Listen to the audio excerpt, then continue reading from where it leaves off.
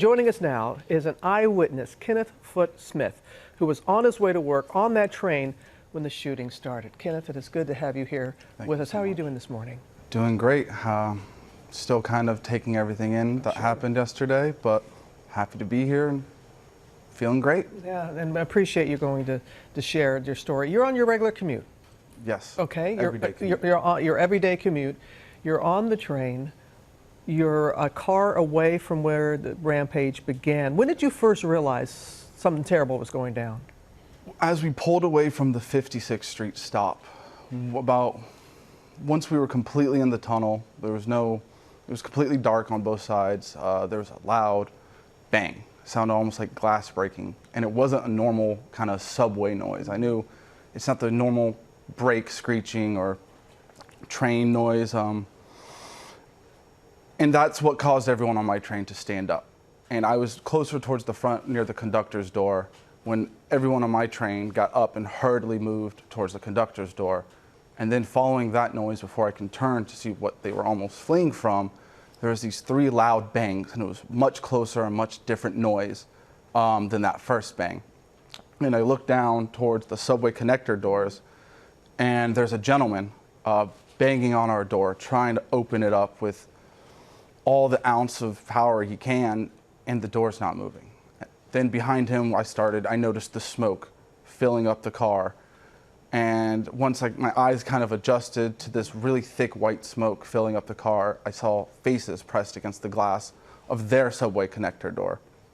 And it was women's faces, and they were screaming. They were banging on the door. And once we saw that gentleman banging on the door fighting for his life, that's when I knew something was very, very wrong. And that's before the gunshots even happened. That was even before the gunshot Yes. happened. And then it had to be terrifying because the train stopped before getting to the station? Yes, when the train pulls up to 36th Street, there's a signal stop right there. And we had a red signal stop before we could pull up to the platform. When we stopped, that's when the gunshots happened. It was 3 or 4 quick pop, pop, pops right back. And everyone on my train immediately knew what it was. No one screamed or said anything. We were just pleading with the conductor to please move this train, banging on the door. There was no communication. And he does eventually come out and sees the smoke. And the smoke at this point has now completely filled the car. I can't see into the railway car anymore. And people have spilled out onto that small platform between the trains. And the screams have now increased. It's more audible. And I can tell there's commotion, there's something going on in that smoke. And this is the moment when the gentleman on our train decides to try and open the subway connector door from our side after we were frozen in fear for maybe the longest 30 seconds of our life. Sure. And the door's still jammed even on our side. And now we have to watch as people scream and struggle and try and fight for their lives for something we don't know. And you saw some of the gunshot victims? Yes, when we pulled up to the station, before we completely stopped, there were more gunshots on the way to the station after we had stopped.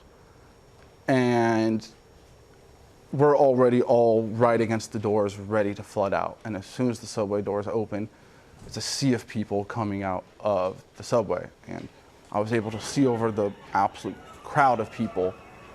And I saw spilling out of the subway car that was smoked out. I mean, there was smoke billowing from it like there was a fire. I thought it was an electrical fire at first. That's what I wanted it to be when I heard that noise and I saw the smoke.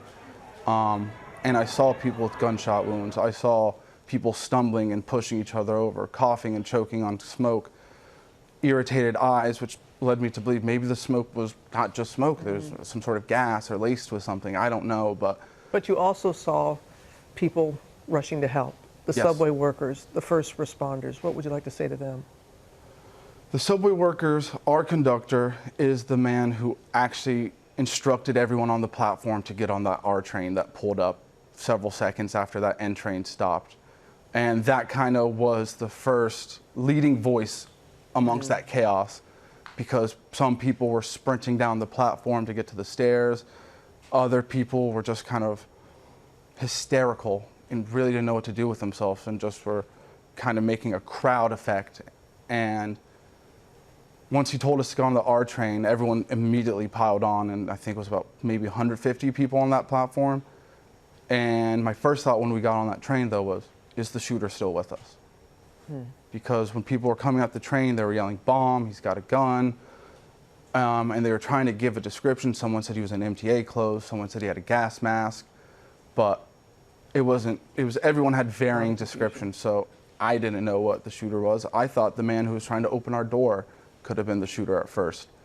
It was just a really scary situation, almost like a horror movie of sorts. I can only imagine. Kenneth, thank you.